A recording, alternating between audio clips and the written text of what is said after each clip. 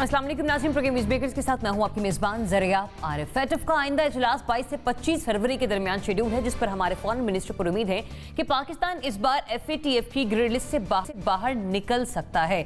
लेकिन ऐसा होना भी चाहिए, क्योंकि पाकिस्तान ने 27 में से 21 नकात पर दुनिया को इस हवाले से मुतमईन किया है और जो बकिया 6 हैं उन पर भी काम नेक नियति के साथ किया जा चुका है। अलबत्ता आलमी दुनिया और बिलखुसूस हमारे हरीफ ये नहीं चाहते कि पाकिस्तान इस मुश्किल से बाहर निकल जाए। अब वजीर खारजा की ये उम्मीद किस हद तक बढ़ा सकती है, आज प्रोग्राम का पहला टॉपिक हमारे इसी बारे में है। फिर दूसरी तरफ मामला पेट्रोलियम मसनूआत की कीमतों में एक बार फिर से इजाफे की सिफारिश का। अभी रवा माही हुकूमत पेट्रोल की कीमतों में तकरीबन ₹3.5 इजाफा किया है, जबकि महीना खत्म होने की देर है कि ओगरा ने एक बार फिर से समरी पेट्रोलियम डिवीजन को इरसाल कर दी है। ये तो तय है कि कोई भी वजाहत देकर इन कीमतों में इजाफा किया जा सकता है, लेकिन क्या PTI महीने में 2 बार महंगाई करने की सियासी कीमत अदा कर सकती है आगे आने वाले दिनों में? और फिर आखिर में बात करेंगे कि वही हुआ जिसका हमें डर था। उमर शेख की रिहाई के मामले पर अमेरिका का इजहार तशवीश सामने आया और पाकिस्तानी मामलात में अगर देखा जाए तो अमेरिकी मुदाखलत मुसलसल सामने आ रही है। इसके बाद क्या ये मुदाखलत पाकिस्तानियों को भी काबिल कबूल है? इस पर बात करने के लिए प्रोग्राम में हमारे साथ मौजूद होंगे चीफ तज्ज़ियाकार नासिर चगताई साहब, NBC। बहुत शुक्रिया प्रोग्राम में अपना वक्त देने के लिए। Defence analyst brigadier retired Ghazanfar Ali साहब भी हमें ज्वाइन कर रहे हैं। ब्रिगेडियर साहब, thank you for joining us. Anchor person तज्ज़ियाकार मोना आलम साहबा भी आज के प्रोग्राम में हमारे साथ शामिल गुफ्तगू होंगी। सहाफ़ी तज्ज़ियाकार इब्राहिम राजा भी हमें ज्वाइन कर रहे हैं। इब्राहिम, बहुत शुक्रिया हमें ज्वाइन करने के लिए। साथ ही साथ सहाफ़ी तज्ज़ियाकार अतर काज़मी साहब भी आज के प्रोग्राम में हमारे साथ शामिल गुफ्तगू होंगे। तो बात करते हैं सबसे पहले फेटफ के उस इजलास के हवाले से जिसका शेड्यूल रखा गया है 22 से 25 फरवरी के दरमियान का। और अब तक के जो 27 नुकात हैं, देखा जाए जो गुज़श्ता इजलास हुआ उस पर पाकिस्तान ने जो अपनी काविशों के हवाले से बयान किया, 27 में से टोटल 21 पर हम काम मुकर्रर पर कर चुके हैं और दुनिया को हमने इस हवाले से आगाह भी किया। लेकिन जो बाकी मानदा 6 हैं उस पर भी वज़ीर ख़ारजा ये कह रहे हैं कि किसी हद तक मुकम्मल तौर पर हम काम कर चुके हैं। ऐसे में जो फॉरेन मिनिस्टर की तरफ से एक उम्मीद जाहिर की जा रही है वो किस हद तक पूरी हो सकती है, क्योंकि पॉजिटिव रहना चाहिए और पाकिस्तान ने काम भी किसी हद तक मुकम्मल कर लिया है। नासिर चगताई साहब, हमने जब पहले भी बात की तब भी हमने कहा था कि दुनिया ये नहीं चाह रही, या यूँ कह लीजिए कि हमारे हरीफ ये नहीं चाहते कि हम ग्रिड लिस्ट से बाहर निकल कर आएँ। इस बार हमने 21 पर पहले काम किया हुआ है, 6 पर भी हम तकरीबन मुकम्मल काम कर चुके हैं। वज़ीर ख़ारजा की जो उम्मीद है, आपको लगता है कि हकीकत का रूप धार लेगी? देखिए, मुझे अपने वज़ीर ख़ारजा पर कोई शुबा नहीं और मुझे अपने वज़ीर ख़ारजा पर शुबा करने का इख्तियार भी नहीं है। वो अगर ये कह रहे हैं कि हम बाहर निकल आएंगे तो यकीन तौर पर हम बाहर निकल आएंगे। हमारे वज़ीर ख़ारजा मामूली आदमी नहीं है, मतलब उनका तजिया भी होता है, उनका कश्फ भी होता है, उनका अंदाज़ा भी होता है, उनके ताल्लुकात भी हैं, उनके फ़ोन पर राब्ते भी सबसे रहते हैं। लेकिन बात यह है कि आपके मुकाबले पर कौन है? आपके मुकाबले पर FATF में वो लोग बैठे हुए होंगे जिनको ना लॉजिक की फ़िक्र है, ना दलील की परवाह है, ना सबूत की फ़िक्र है। वो सिर्फ आपके ख़िलाफ़ काम करना चाहते हैं, आपकी जड़ें काटना चाहते हैं, आपको मफलूज करना चाहते हैं, आपको आइसोलेट करना चाहते हैं। उनके ख़िलाफ़ हमने क्या किया अब तक? मेरा ख़्याल है डोजियर से आगे हम बात नहीं बढ़ पाई। लेकिन डिसइंफो लैब हो, बेल्जियम हो, यूरोपीय सिफारतकारी हो, यूरोपीय पार्लियामेंट हो, इन लोगों ने खासा काम किया है और बहुत तगड़ा काम हुआ है। लंदन में खासा काम हुआ है। लेकिन ये कि क्या उसका असर FATF पर होगा? मेरा ख्याल है नहीं। हमें ब्लैक एंड वाइट में बात करनी होगी, बहुत खुल के बात करनी होगी और हम ये देखना होगा हमारे कितने दोस्त हमारा साथ देंगे। मेरी ख्वाहिश है, मेरी उम्मीद है, मेरी दुआ है कि अब हम FATF से बाहर निकल आएँ। बहुत हो गया ये आँख मछोली का खेल, बहुत फ्रॉड हो गया। हमसे बुरे मुल्क मौजूद हैं इस दुनिया में, हमसे गंदे मुल्क मौजूद हैं इस दुनिया में जो इस मुल्क दुनिया को तबाह कर रहे हैं, बर्बाद कर रहे हैं। उन पर FATF लागू नहीं होता। तो ये नाइंसाफ़ी है और इसके खिलाफ हमें बात भी करनी होगी। ठीक है ब्रिगेडियर साहब, NBC भी पुरुम्मीद नज़र आ रहे हैं। 27 में से 21 नुकात के पूरे होने पर 6 पर भी हम मुकम्मल तौर पर काम कर चुके हैं। आप समझते हैं कभी इम्कानात हैं इस बार? असल में जो NBC ने एक बात की ना कि ये तमाम चीज़ें क्या मेरिट मोटिवेटेड हैं, मेरिट ओरिएंटेड हैं या पॉलिटिकल मोटिवेटेड हैं। तो अगर आपने देखा कि लास्ट टाइम आइसलैंड और फिनलैंड को तो ग्रे लिस्ट से निकाला गया, लेकिन ईरान और नॉर्थ कोरिया को अभी तक ब्लैक लिस्ट में रखा हुआ है। और ईरान और नॉर्थ कोरिया की कन्फ्रंटेशन किसके साथ है? तो अमेरिका के साथ वो कन्फ्रंटेशन है। अभी लास्ट टाइम पाकिस्तान ने आपने कहा कि 21 पॉइंट मुकम्मल किए, बाकी जो पॉइंट रहते हैं अगर आपने उन पॉइंट को, उसके चीफ ने कहा कि जी प्लानिंग सेशन जो वो और एशिया पैसिफिक ग्रुप के अंदर डिस्कशन होगा, हम तमाम ममालिक को मेरिट के ऊपर जो है वो कंसिडर करना चाहते हो। तो मेरिट के ऊपर तो मेरे ख्याल में पाकिस्तान को पिछली दफा जो FATF से निकल जाना चाहिए था जब आप 80% काम कर चुके। अभी जो 4 पॉइंट जो रहते हैं ना, जिसका खुद एक्सप्लेन किया उनके जो FATF के चीफ ने, वो तमाम के तमाम वो पॉइंट है जो पाकिस्तान आज नहीं बल्कि आज से 10 साल से कर रहा है। उसमें पहली बात है कि जी आप टेररिस्ट के खिलाफ, टेरर फाइनेंसिंग के खिलाफ एक्शन करें। तो पाकिस्तान ने टेरर फाइनेंसिंग के खिलाफ जो एक्शन किए हैं और उनका जी लॉ एनफोर्सिंग एजेंसी प्रोसिक्यूट करें टेररिस्ट को। तो रोजाना आप सुनते हैं कि कल भी आपने देखा कि CTD ने गुजरांवाला में एक्शन किया, उसके बाद कराची में एक्शन हुआ। ये तमाम चीजें रिपीटेडली पाकिस्तान कर रहा है, एंड ब्लैक एंड व्हाइट नहीं कर रहा बल्कि प्रैक्टिकली कर रहा है। उसके उन बात का उन्हें सेक्शन अपना फाइनेंशियल सैंक्शंस लगाएं उन लोगों के खिलाफ जो टेरर फाइनेंसिंग में इन्वॉल्व है। अब टेरर फाइनेंसिंग का में इन्वॉल्वमेंट का कॉन्सेप्ट उनका तो ये भी है कि हाफिज सईद भी टेरर फाइनेंसिंग में इन्वॉल्व है, पाकिस्तान ने उसको भी पकड़ के अंदर कर दिया। हालांकि उसका कॉज जो था वो इंडिया के रिलेटेड बिल्कुल डिफरेंट कॉज था, दे वर नॉट, वो कश्मीर रिलेटेड कॉज था। और लास्ट टाइम भी ये हुआ कि इंडिया ने और UK ने और यूनाइटेड स्टेट्स ने और बाकी यूरोपियन मुल्क के जो उनकी अंदर जो डिस्कशन होती है उसमें पाकिस्तान के खिलाफ सैंक्शंस को सपोर्ट किया। तो असल में ये आई विश कि जो चेंज ऑफ एडमिनिस्ट्रेशन हुई है अमेरिका के अंदर, उसको कुछ अगर इफेक्ट आए तो शायद पाकिस्तान ब्लैक लिस्ट से ग्रे लिस्ट से निकल आए।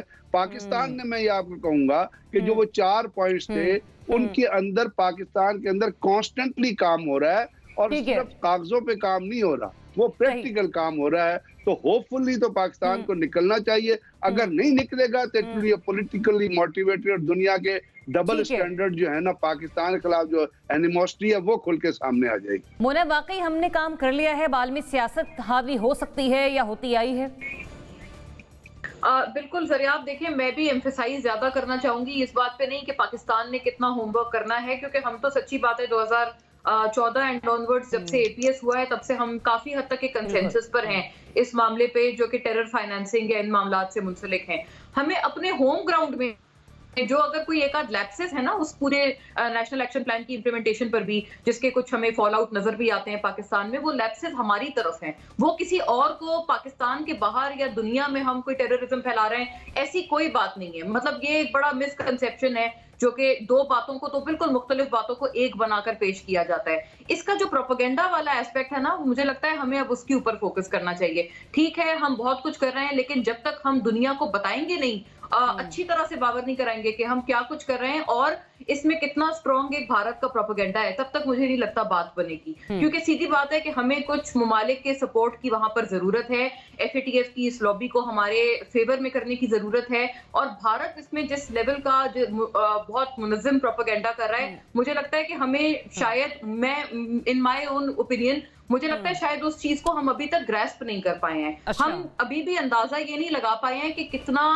स्ट्रॉन्ग प्रोपेगेंडा है जो कि भारत कर रहा है। अभी जैसे ब्रिगेडियर साहब ने कहा वो बिल्कुल दुरुस्त है कि हाफिज सईद और मसूद अजहर ये दो वो लोग हैं जो कि भारत की आंख में खटकते हैं और वो इनकी बेसिस पर पूरा जो एक FATF का एक आर्ग्यूमेंट है पाकिस्तान के अगेंस्ट वो बिल्डअप करते हैं। ख्वाह ये कि ये तमाम लोग अब हिरासत में भी हैं, इनके एसेट्स भी फ्रीज हुए हुए हैं, सजाएं भी मिली हुई हैं कोर्ट से, लेकिन हर चीज को ऐसा पोर्ट्रे किया जाता है भारतीय जो डिस इन्फॉर्मेशन में कहना चाहिए, बल्कि मीडिया जो उनका है उनकी तरफ से ऐसा पोर्ट्रे किया जाता है कि नहीं जी ये FATF में की आंखों में धूल झोंकने की कोशिश है जो कि पाकिस्तान की तरफ से की जा रही है। और हमारी तरफ से इस मनफी प्रोपेगेंडा को काउंटर करने के लिए हम क्या कर रहे हैं, मुझे इतनी इफेक्टिव एफर्ट्स इस बिहाफ पर नजर नहीं आती हैं। सबसे बड़ी तो बात यह है कि जिस मीडिया के थ्रू वो ये तमाम प्रोपेगेंडा और डिस इन्फॉर्मेशन फैला रहे हैं, जो कि EU ने भी अब उनको बता दिया है और उनको एक तमाचे की तरह मारा गया है, मुझे लगता है उसको काउंटर करने के लिए हमारा मीडिया, इंग्लिश स्पीकिंग मीडिया, जो दुनिया भर में पहुंचे और हमारी बात उन तक पहुंचाई जाए, रसाई हो हमारी बात की, हमारे नैरेटिव की, ये चीज मुझे बहुत बड़ा मिसिंग लिंक पाकिस्तान के बिहाफ पर लगता है। तो ये बात बिल्कुल दुरुस्त है, कुछ चीजें ऑन ग्राउंड हैं, कुछ चीजें रियलिस्टिक हैं, लेकिन इसका बहुत बड़ा, बल्कि 80% में कहूंगी FATF का तमाम जो ये कंपोनेंट है वो मंफी प्रोपेगेंडा है। और ठीक है मोना, पॉइंट आपका आ गया, आपका पॉइंट आ गया। अतर मोना ने यकीनी तौर पर बेहतर बात की है कि वो झूठ को भी सच बनाकर पेश करते हैं, हम अपना सच भी बेहतरीन तरीके से दिखा नहीं पाते। हम नहीं दिखा रहे कि दुनिया नहीं देखना चाहती? देखिए, इसमें मामला ये है कि इसमें सियासत बहुत हद तक प्ले करती है। इंटरनेशनली जो पॉलिटिक्स है, जिसमें जिस तरह अभी जिक्र हुआ, भारत का जिक्र हुआ, अमेरिका का जिक्र हुआ, तो ये सारे फैक्टर्स बहुत ज्यादा इंपॉर्टेंट है। पाकिस्तान ने, जिस तरह आपको पता है, पहले भी यहाँ पे जिक्र हुआ कि 27 में से 21 पॉइंट्स पे ऑलरेडी पाकिस्तान की कारकर्दगी ऑलमोस्ट 100% है। अब वो ये पाकिस्तान से कह रहे हैं कि जी आप लोगों को प्रोसिक्यूट करें, लोगों के खिलाफ एक्शन लें। पाकिस्तान पिछले 5 साल से नहीं, पिछले 20 साल से एक्शन ले रहा है। 70,000 तो हम लोगों ने जाने दी है पाकिस्तान ने दहशतगर्दी के खिलाफ जंग में। फिर वो मनी लॉन्ड्रिंग की बात करते हैं कि यहां से मनी लॉन्ड्रिंग होती है। भाई, जो यहां से मनी लॉन्ड्रिंग करके बाहर के मुल्कों में लेके चले गए, वो पैसा तो आप वापस करते ही नहीं है। आपने आरिफ नकवी को तो फौरन अमेरिका के हवाले कर दिया, इसलिए कि उनके ऊपर इल्जामात हैं कि अमेरिका में कोई फाइनेंशियल उन्होंने क्राइम्स किए। जो हमारे लोग पैसे लेके बाहर बैठे में, उनकी आप जिक्र नहीं करते और पाकिस्तान के ऊपर इल्जामात लगाते रहते हैं कि यहां से मनी लॉन्ड्रिंग होती है, यहां से टायर फाइनेंसिंग होती है। तो ये सारा पॉलिटिकली मोटिवेटेड है। हाँ, कुछ हमारी कोताहियां होंगी, माजी में कुछ हमारी कमजोरियां थी, उसके ऊपर हमने काबू पाने की कोशिश की है, हमारी अदालतें काम कर रही हैं। लेकिन अगर आप वो ये चाहते हैं कि हमारी अदालतें बगैर किसी सबूत के, बगैर किसी कानून के उस तरह के फैसले दें जिस तरह के डॉक्टर आफिया सदीकी के केस में अमेरिका की अदालत ने दिया कि 7 अमेरिकी फौजियों को एक कमरे के अंदर उस कमजोर डॉक्टर ने मारा, उस अदालत ने उसको कन्विक्ट कर दिया और उनकी स्टोरी मान ली। अब हमारी अदालतें इस तरह की सबूत तो मानने से नहीं। तो ये मसला है कि जब तक ये पॉलिटिकली मोटिवेटेड रहेंगे फैसले, तब तक पाकिस्तान के ऊपर ये तलवार लटकती रहेगी। इब्राहिम, आपने सुना, अतर कह रहे हैं कि माजी की कोताहियां रही हैं और माजी में कुछ मजबूरियां भी रही होंगी। हम इस मामले पर भी माजी का ही हवाला देंगे या फिर 3 साल में इस तरह बहुत कुछ आया हमारे सामने? देखिए, माजी का जो बैगेज था वो तो हमने बहुत हद तक उतारा, अपनी गलतियों को तस्लीम भी किया और हाईएस्ट लेवल पे हमने इन गलतियों को तस्लीम किया, इनका एतराफ़ किया। आर्मी चीफ के लेवल पर भी हमने इन गलतियों का एतराफ़ किया और फिर कहा कि अब हम आगे चलेंगे। अब जो लास्ट सेशन था उसमें FATF का, उसमें ये एक्नॉलेज किया गया कि पाकिस्तान ने 27 में से 21 जो नुकात हैं उन पर बहुत हद तक अमल दरामद कर लिया है। लेकिन अपेरेंटली जो पाकिस्तान को ग्रे लिस्ट में रखने का वहाँ उस वक्त फैसला हुआ, वो जो एशिया पैसिफिक ग्रुप की रिपोर्ट थी और उसकी बुनियाद पर उन्होंने कहा कि पाकिस्तान ग्रे लिस्ट में रहेगा और 6 नुकात मजीद पाकिस्तान को दे दिए कि इनके ऊपर अभी काम बाकी है। और एशिया पैसिफिक ग्रुप के ऊपर एलिजिडली इंडिया का इन्फ्लुएंस है और उसकी रिपोर्ट जो है वो फाइनल डिसीजन में बहुत अहम किरदार अदा करती है। अब ये जो 6 नुकात थे उनमें से एक जो कड़ी शर्त या आप कड़ी शिक कह सकते हैं वो ये थी कि अक़वाम मुत्तहिदा से जो तंजीमें वहाँ से दहशतगर्द करार पाई हैं, जो कलअदम करार पाई हैं, या ऐसी शख्सियात जिनके ऊपर अक़वाम मुत्तहिदा ने पाबंदियां लगाई हैं, उनके खिलाफ भी आप कार्रवाई करें। तो हाफिज़ सईद के खिलाफ तो हम पहले कार्रवाई कर चुके थे, अभी हमने लखवी साहब के खिलाफ भी कार्रवाई कर दी क्योंकि वो भी UN के तहत उनके ऊपर जो है वो पाबंदियां थीं। तो देयर इज़ नो रीज़न कि पाकिस्तान का नाम जो है वो FATF की ग्रे लिस्ट से ना निकाला जाए। हमने टेरर फाइनेंसिंग के ऊपर भी काम किया है और सबसे अहम बात यहाँ पे ये है कि देखें, अभी इंडिया के कई बैंक्स की अभी रिपोर्ट आई है और इंटरनेशनल रिपोर्ट्स भी आई हैं कि वो मनी लॉन्ड्रिंग में मुलविस रहे हैं। और मनी लॉन्ड्रिंग इस वक्त इंटरनेशनली इतना बड़ा क्राइम है। आप देखें, वेस्टर्न यूनियन की आप $500 की ट्रांजैक्शन करें, 3 उसके ऊपर आपके चेक्स लग जाते हैं और उसको आपको बड़ा मुश्किल हो जाती है वो ट्रांजैक्शन थ्रू करवाना भी, क्योंकि आपको पता नहीं होता कि ये मनी लॉन्ड्रिंग जो पैसा जा रहा है ये टेररिज्म के लिए इस्तेमाल होगा, किस चीज़ के लिए इस्तेमाल होगा। लेकिन वो जो मनी लॉन्ड्रिंग इंडियन बैंक्स की इतनी बड़ी रिपोर्ट आई, उसके ऊपर कोई एक्शन नहीं लिया गया। तो ये जो अब बात आ जाती है कि आपके सफारती एक तो एफर्ट के ऊपर और दूसरा पाकिस्तान के खिलाफ जो इंडिया की एक मौसर लॉबिंग है, फिर इंडिया एक बड़ी मार्केट भी है, उसके ऊपर आई थी। तो टेक्निकली और मेरिट के ऊपर तो पाकिस्तान का नाम निकलना चाहिए, लेकिन मुझे लगता नहीं है कि ये जो पाकिस्तान के खिलाफ एक लॉबिंग है, बिल्कुल बिल्कुल जो कहा गया है वो पाकिस्तान ने पूरा किया। और अगर मेरिट के बिहाफ पर अगर हम बात करें तो पाकिस्तान यकीनी तौर पर इस ग्रेड लिस्ट से बाहर निकल कर आ सकता है, लेकिन हम इल्जाम तराशी नहीं कर रहे। माजी में भी ऐसा होता रहा और खुदा ना खास्ता ऐसा होता है कि हम फिर ग्रेड लिस्ट में हमारा नाम बरकरार रहता है। तो इस बात में कोई झूठ नहीं है, कोई से इख्तलाफ नहीं कर सकता कि फिर जो इंटरनेशनल लॉबी है या जो आलमी सियासत है वो पाकिस्तान पर और पाकिस्तानी मफादात पर असरअंदाज। मुझे बढ़ने एक ब्रेक की तरफ स्टे ट्यून्ड।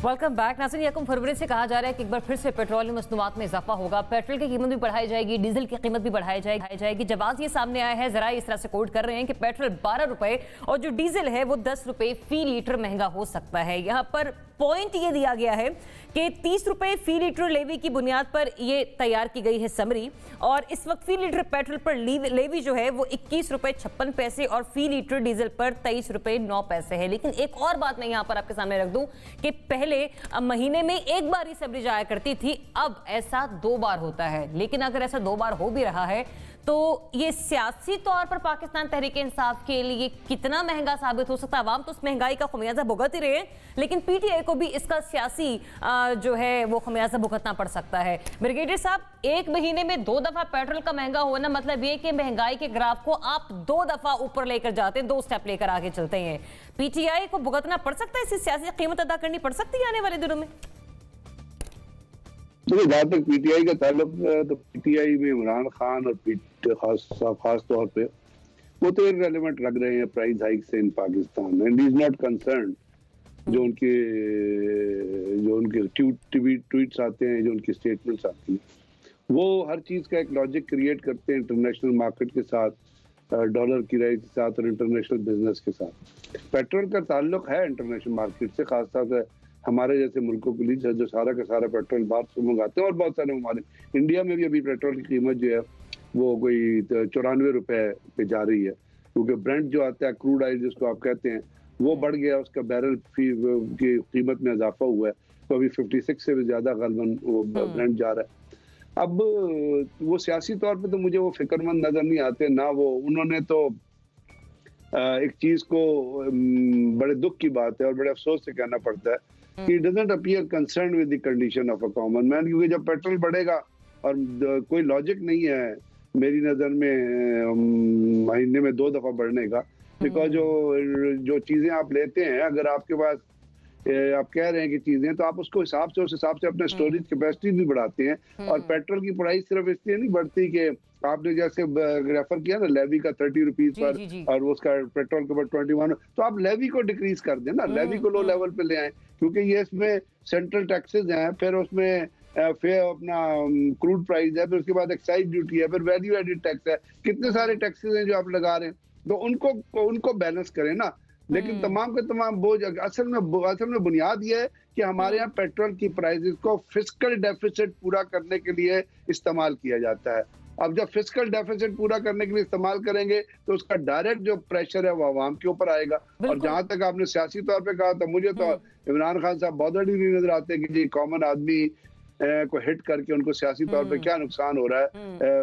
ये कोई लॉजिक भी इलॉजिकल है महीने में 2 दफा कीमतें बढ़ाना, लेकिन उनके पास जो एडवाइजर बैठे हुए हैं वही कॉन्फ्लिक्ट ऑफ इंटरेस्ट में इन्वॉल्व है, उनको इस जगह से फारिग करना चाहिए था। जब उनको ही फारिग नहीं है तो ही इज नॉट बॉदर्ड के अवाम को क्या रहा है, वो तो समरी बना के भेज देते हैं। अब बाकी जो होगा वो कहते हैं जी इंटरनेशनल मार्केट में। मोना, अब तो महीने में समरी 1 दफा नहीं 2 बार जाती है, मतलब 15 तारीख को भी एक बम आते हैं और महीने के इख्तिताम पर दूसरे महीने की शुरुआत पर भी आता है, मतलब सीधा सीधा महंगाई में इजाफा है। प्राइम मिनिस्टर को कोई फर्क पड़ेगा इससे, कोई सियासी नुकसान उनकी गवर्नमेंट को? एक्चुअली बात यह है कि 15 दिन में कोई जरूरी तो नहीं है ना कि इजाफा ही हो, मतलब समरी जाती है। तो उस वक्त जब इनिशियली ये फैसला हुआ था कि अब 15 दिन में और हाफ मंथली अब ये इसमें चेंज जो रद्दोबदल है पेट्रोलियम मसनूआत की कीमतों में होगा, उस वक्त ऐसा नहीं फीलर आया था कि जी ये इजाफा ही होगा नेसेसरीली। लेकिन अब क्योंकि 2 दफा इजाफा और फिर उसके बाद दूसरा इजाफा और फिर आप इसको कंपाउंड कर लें, जो कि इलेक्ट्रिसिटी के बेसिक जो निर्ख हैं उनके टैरिफ में जो इजाफा हुआ है अभी हाल ही में कुछ रोज पहले, उसको आप उससे कंपाउंड कर लें, तो ये तमाम वो चीजें हैं। अगर आप बेसिक यूनिट में इजाफा कर रहे हैं बिजली के और साथ साथ पेट्रोलियम मसनूआत की कीमतों में भी 2 दफा महीने में ये इजाफा होके आ रहा है। इसमें इतनी भी रिडेम्पशन नहीं है कि नहीं जी कभी कमी भी हो जाए या कभी इजाफा हो जाए तो फिर अगले तौर पर कंसेक्यूटिवली फौरी तौर पर इजाफा ना किया जाए। तो ऑब्वियसली जो भी हुकूमत वोट लेके अवामी मैंडेट से आई हो, हम ये इसमें इनकार कर ही नहीं सकते हैं कि इसकी जाहिर है जो एक पॉलिटिकल कॉस्ट है या एक अवाम के जहनों में जो एक इंप्रेशन या परसेप्शन के तौर पर एक कॉस्ट है, वो उसको नहीं उठानी पड़ेगी। ऑब्वियसली वो जो कीमत है या उस पूरा जो एक इंप्रेशन की कॉस्ट है वो यकीनन उठानी पड़ेगी। और ये सिर्फ बात इंप्रेशन की नहीं है, क्योंकि अगर हम इसको कंपाउंड करके इन्फ्लेशनरी ट्रेंड से देखें तो मुसलसल एक हाइक होती हुई, एक इजाफा होता हुआ नजर आ रहा है। खित्ते में भी गालिबन हमारे पाकिस्तान में जो हाईएस्ट इन्फ्लेशन है हम लोग रिकॉर्ड कर रहे हैं। तो ये तमाम चीजें बिल्कुल एब्सोल्युटली परेशान कुन है। लेकिन मुझे ये लगता नहीं है कि नेसेसरीली ये इजाफा जरूरी है। इसको मुझे लगता है मिटिगेट किया जा सकता है। बिल्कुल क्रूड ऑयल की कीमतें बढ़ी हैं और क्योंकि अब लॉकडाउन वगैरह कोई भी मुल्क नहीं कर रहा है, कोरोना वायरस भी एक तरफ चल रहा है, दूसरी तरफ तमाम जो मौशी सरगर्मियां है वो भी चल रही है, तो ब्रेंट क्रूड तो नेचुरली बढ़ेगा। लेकिन आप सूरत हाल में मिटिगेट करें, अपने तौर पर लेवी ना बढ़ाएं, सीधी सीधी बात है, क्योंकि जीएसटी जो है वो तो चले तमाम सूबों में बढ़ जाता है, जो लेवी होता है वो डायरेक्ट क्योंकि वफाक के पास जाता है। ठीक है नसीब इख्तियारी साहब, कोई मुश्किल बात नहीं है, बढ़ने से गवर्नमेंट इसको मिटिगेट कर सकती है। ठीक है, आपने मोना के दोनों पॉइंट यहाँ पे सुने कि एक लेवी कि उसमें कम किया जा सकता है, ब्रेंट क्रूड के बढ़ जाने से बार बार जवाब ये पेश नहीं किया जा सकता। फिर वही बात आ गई, खित्ते में फिर से पेट्रोल की प्राइस बढ़ती हैं तो हमें एक महीने में फिर क्या गवर्नमेंट हमें 3-3 दफा सिफारिशें मतलब ओगरा की तरफ से भिजवाई जाएंगी? ये तो आप पेट्रोल की बात कर रही है, और भी तो अजनास है ना जो खाने पीने की चीज़ें हैं उनमें भी कीमतें बढ़ रही हैं। इस हफ्ते अभी जो रिपोर्ट आई है 0.52% महंगाई बढ़ी है और 0.52% बहुत होती है। कमी जो होती है 0.1% होती है या 1-2% होती है और इजाफा इस तरह होता है। तो ये एक सितम और मेरी जहाँ अभी जहाँ बाकी है तो सिसक रहे हैं, तड़प रहे हैं, लेकिन ज़िंदा है और ज़िंदा है इस तरह कि गम ज़िंदगी नहीं, ये भी कहानी है। तो अब बिल्कुल सही कहा ब्रिगेडियर साहब ने कि खान साहब बेपरवाह हो गए हैं, लापरवाह हो गए हैं कि ठीक है जो होना है होने दो। अब उनका जो मसला है वो 2 मसले रह गए। एक, उनको हुकूमत में आने से पहले तैयारी का वक्त नहीं दिया गया, एक बड़ी शिकायत ये है। दूसरी शिकायत उनको ये हो गई आज जो है कि 5 साल की मुद्दत काफ़ी नहीं है, एक उम्र और चाहिए, एक उम्र और चाहिए इक़्तिदार की। तो अब ये बात भी है तो ज़ाहिर है कि जब 10 साल 12 साल 15 साल मुशर्रफ की तरह ज़िया-उल-हक की तरह हुकूमत करने का इरादा हो तो फिर अवाम मैटर नहीं करते। फिर असद उमर का वो जो फार्मूला है कि पेट्रोल प्राइस किस तरह मुकर्रर की जाए इंतखाबात से पहले का, वो भी मैटर नहीं करता। असद उमर मैटर नहीं करते, असद उमर भी किसी गिनती शुमार में नहीं है। अब जो मुशीर कह रहे हैं, जो गैर मुंतखब अफराद कह रहे हैं, वही हो रहा है। अब देखें ना LNG के साथ क्या हुआ, RLNG के साथ क्या हुआ। आपकी चावल की फैक्ट्रियां बंद हो रही हैं कराची में, जो चावल एक्सपोर्ट करती थी वो बंद हो रही है क्योंकि गैस नहीं है उनके पास। फैसलाबाद में धागा नहीं है कि जो मिले, हम बहुत फ़ख्र से कह रहे हैं कि एक्सपोर्ट बढ़ गई, एक्सपोर्ट कम हो जाएगी आपकी, क्योंकि वो चिल्ला रहे हैं धागा नहीं है उनके पास। अब प्राइम मिनिस्टर कहता है मुझसे सूद धागे की बात नहीं करो। तो मैं ख्याल प्राइम मिनिस्टर को फिक्र नहीं है, ये एम ही होता रहेगा और मैं और आप बैठ के इसी तरह बातें करते रहेंगे और जेर बार आते रहेंगे। इब्राहिम, वाकई हमारे prime minister long term planning कर रहे हैं, ये सिर्फ ये वाले 5 साल नहीं, अगले 5 साल भी, और फिर वो कुछ बड़ा सोच रहे हैं ताकि अवाम को मतलब लॉन्ग टर्म फवायद इस तरह से पहुंचा दें। देखें, अगर तो होती हुकूमत पीपल्स पार्टी की या हुकूमत होती मुस्लिम लीग नून की, फिर तो ये जो आप कह रही हैं कि पेट्रोल बढ़ाने की कोई सियासी कीमत अदा करनी पड़ती हुकूमत को, तो उनको तो ऐसी टिका के ये कीमत अदा करनी पड़ती कि उनकी चीखें जो हैं वो हम सब सुन रहे होते और आपकी ये स्क्रीनें जो हैं वो चिंगाड़ रही होती कि ये इन्होंने क्या जुल्म कर दिया है। उनको तो जो शुगर स्कैंडल जो इस दौर में आया उसकी भी बहुत बड़ी कीमत अदा करनी पड़ती। उनको जो आटा स्कैंडल आया उसकी भी बहुत बड़ी जिम्मेदारी कीमत अदा करनी पड़ती। ये जो हमारे PIA के तैयारे कब्जे उनके ऊपर हो गए उसकी भी कीमत अदा करनी पड़ती।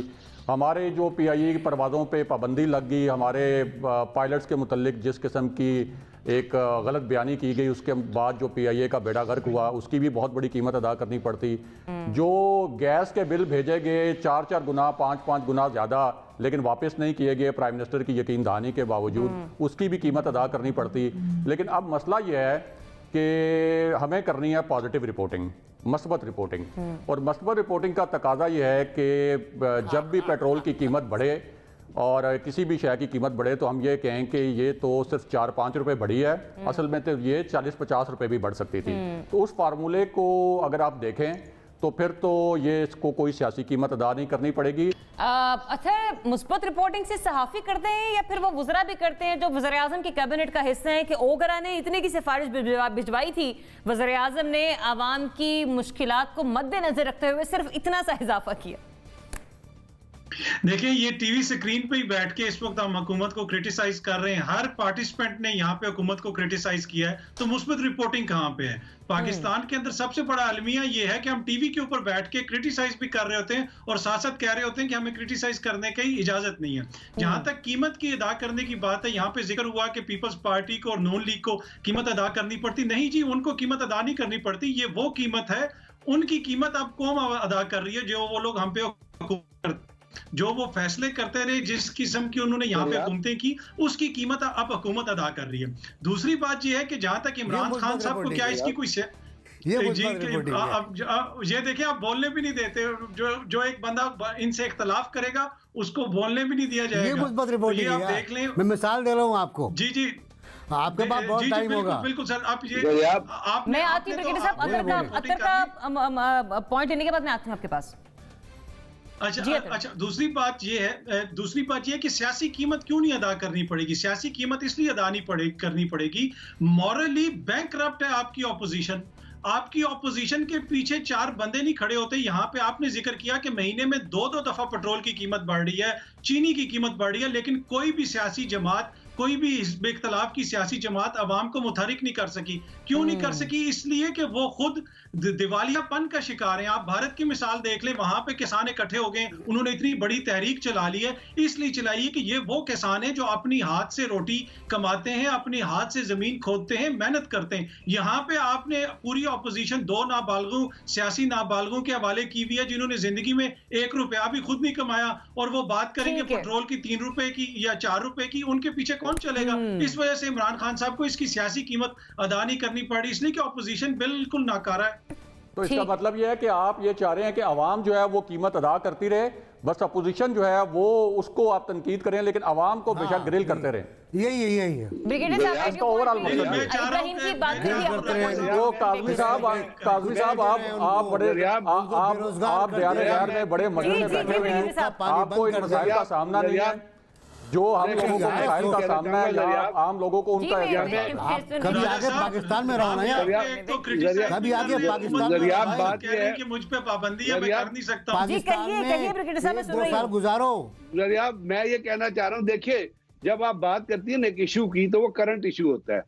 अब अगर आप मुस्लिम लीग नून का और पीपल्स पार्टी का उठाएं, 1 खरब का घपला हुआ है पेंशन अकाउंट्स में, वो मेंशन नहीं करना चाहते। आने में खा गए मुराद अली शाह के दफ्तर में, करप्ट पार्टियां रही हैं।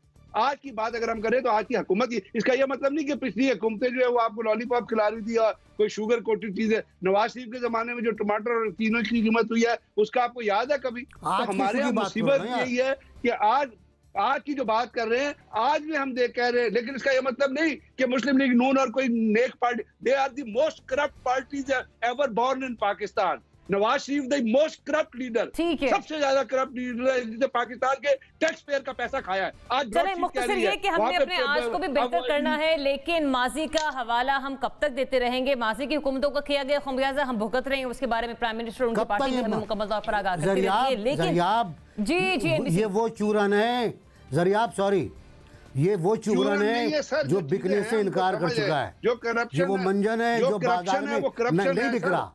अवाम, अरे अवाम जो मारेंगे करप्शन है आपको वो यार। करप्शन है, बाजार की चलें ब्रिगेडियर साहब, एनबीसी दोनों का पॉइंट आ गया। आप दोनों का मौक़िफ़ मेरे लिए इंतहाई मुक़द्दम है। आप नाज़रीन ने भी सुना कि जिस बिहाफ पर आप लोग ने बात की है कि माजी ने क्या की, हुकूमत ने क्या किया, मौजूदा गवर्नमेंट क्या कर रही है, मैं सिर्फ इतना कहूँगी कि अब आप लोगों ने तैयार होना है, क्योंकि आज या कल में अनाउंस कर दिया जाएगा कि अब पेट्रोल की कीमत में या डीजल की कीमत में कितना इजाफा कर दिया गया है।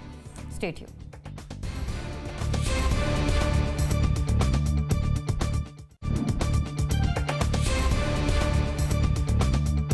Welcome back. नाज़रीन, डैनियल पर्ल कत्ल केस के मुल्जिम उमर शेख की रिहाई के खिलाफ अमेरिका ने कार्रवाई करने का बयान दिया है और इस रिहाई पर उसने इंतहाई एग्रेसिव अपना स्टेटमेंट भी दिया है। अब इस कार्रवाई को हम क्या कह सकते हैं कि वाकई वहाँ का सहाफ़ी कत्ल हुआ इसलिए स्टेट की तरफ से रिस्पांस आया है, या फिर पाकिस्तान के अंदरूनी और कानूनी मामलात में इसे हम अमेरिका की मुदाखलत कहेंगे? नासिर चुगताई साहब, आपका जवाब सिर्फ 1 मिनट में प्लीज़। नहीं, कल भी मैंने ये कहा था कि अमेरिका आप पे प्रेशर डालेगा। दिसंबर 2020 में जब सिंध हाई कोर्ट ने उनको बरी किया तो अमेरिका ने कहा था कि हम उमर सईद शेख को अपनी तहवील में लेना चाहते हैं और मुकदमा अपने यहाँ चलाना चाहते हैं। उस वक्त भी ये मदाखलत थी पाकिस्तान के मामलात में और नापसंदीदा मदाखलत थी, लेकिन वो अमेरिका बहादुर है। वो जो चाहे करेगा, वो अंडे दे बच्चे दे, वो अमेरिका है और वो ये कहता रहेगा और आप पे प्रेशर डालता रहेगा। जब आप पे प्रेशर पड़ेगा तो आप प्रेशर में तो आएंगे ना। लेकिन हमारे यहाँ अभी अदालती प्रोसेस ख़त्म नहीं हुआ है। अमेरिका को थोड़ा इंतज़ार करना चाहिए था ये टॉम ब्लिंकन वगैरह को ये बयान देने से पहले कि हमारा अदालती प्रोसेस जारी है। अपील में जा रहे हैं हम, हमारी वफाकी हुकूमत, हमारी सिंध हुकूमत दोनों मिलकर अपील में जा रहे हैं और उनके पास सॉलिड ग्राउंड होंगे। अगर ग्राउंड है तो ठीक है, अगर कत्ल उसने नहीं किया, अगवा नहीं किया तो उसको छूट जाना चाहिए, और अगर वो मुलजिम है तो उसको सजा मिल जाएगी। अतर जी, इसमें बात यह है कि अमेरिका की ख्वाहिश ये है कि जिस तरह उसकी अदालतों में वो अपने फैसले लेता है, पाकिस्तान की अदालतों से भी वो वैसे ही फैसले ले। आपको याद होगा कि ग्वांटानामो बे के हवाले से जब सुप्रीम कोर्ट में अमेरिका की केस किया तो अमेरिका की अदालत ने कहा यहाँ पे तो हमारी जुरिस्डिक्शन ही नहीं है। तो उनकी ख्वाहिश इसलिए कि जो इदारे उनको बताते हैं उनकी अदालतें उस तरह के फैसले होते हैं। पाकिस्तान की अदालतों में तो साबिक आर्मी चीफ को फांसी पर लटका के उसकी लाश चौक के ऊपर लटकाने के भी फैसले आ जाते हैं। तो पाकिस्तान की अदालतों ने तो वो फैसले कर दें जो उसके सामने शवाहिद रखे जाएंगे, सबूत रखे जाएंगे, तो कानून के मुताबिक होगा अमल और यकीनन ये मुदाखलत है और पाकिस्तान को इस हवाले से एहतजाज भी करना चाहिए। इब्राहिम, देखिए, डैनियल पर्ल जो है वो सिर्फ एक अमरीकी शहरी नहीं था, एक इंसान भी था, एक सहाफ़ी भी था। तो उसके कातलों को सज़ा तो मिलनी चाहिए, लेकिन इंसानों का जो मयार है वो अमेरिका ने अपने तौर पर तय कर रखा है। जो पाकिस्तानी इंसान है, जो अफ़गान इंसान है, जो इराकी इंसान है, उनकी ज़िंदगियों की कोई कीमत नहीं है, और जो अमरीकी शहरी हैं और जो अमरीकी इंसान हैं उनकी ज़िंदगियों की बहुत ज़्यादा कीमत है। लेकिन बहरहाल बिल्कुल जो कातिल हैं उनको सज़ा मिलनी चाहिए। लेकिन इसके साथ साथ जो पाकिस्तान का अदालती निज़ाम है और जो पाकिस्तान की हुकूमतों के फ़ैसले हैं उनकी रिस्पेक्ट भी की जानी चाहिए। देखें, सिंध हाई कोर्ट के फ़ैसले के ख़िलाफ़ सिंध हुकूमत जो है वो सुप्रीम कोर्ट में आ गई। अब ये सुप्रीम कोर्ट ये फैसला दे रही है और सुप्रीम कोर्ट की तरफ से ये ऑर्डर आ रहा है, तो उस पे इस किस्म का इतनी जल्दी और इतने धमकी आमेज तरीके से रिएक्ट करना, ये सरासर जो है वो एक बहुत ही गलत तरीका है, धौंस जमाने का तरीका है, और ये कोई इंसाफ लेने का तरीका भी नहीं है।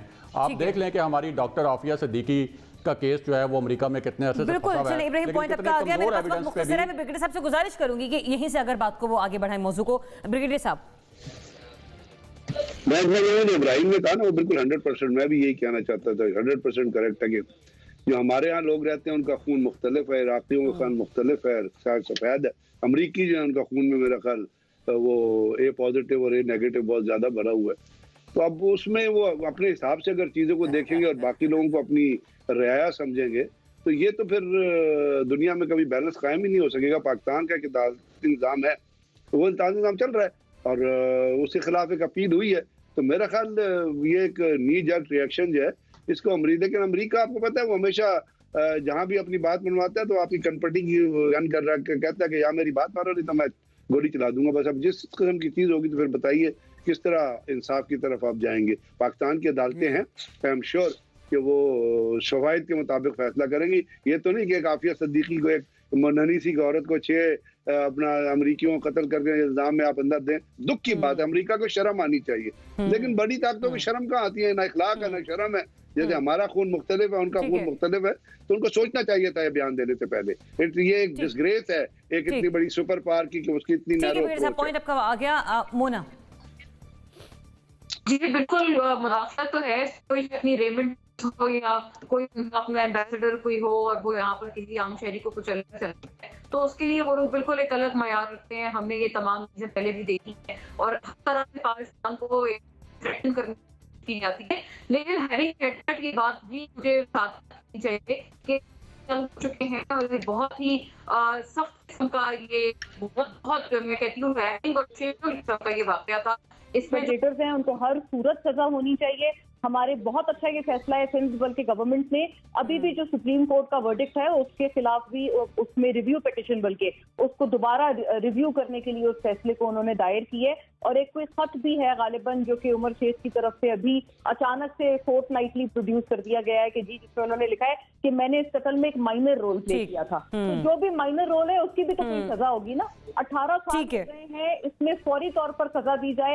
हमारे निजाम को भी बहुत फासन होना पड़ेगा, लेकिन ये भी बात बिल्कुल दुरुस्त है कि अमेरिका को भी होश के नाखून लेने पड़ेंगे। बिल्कुल होश के नाखून लेने पड़ेंगे। पाकिस्तानी अदालतों का एहतराम भी उसी अंदाज में करना पड़ेगा जिस तरह से पाकिस्तानी शहरी और पाकिस्तानी अदालतें अमरीकी निजाम का जो है एहतराम करती हैं।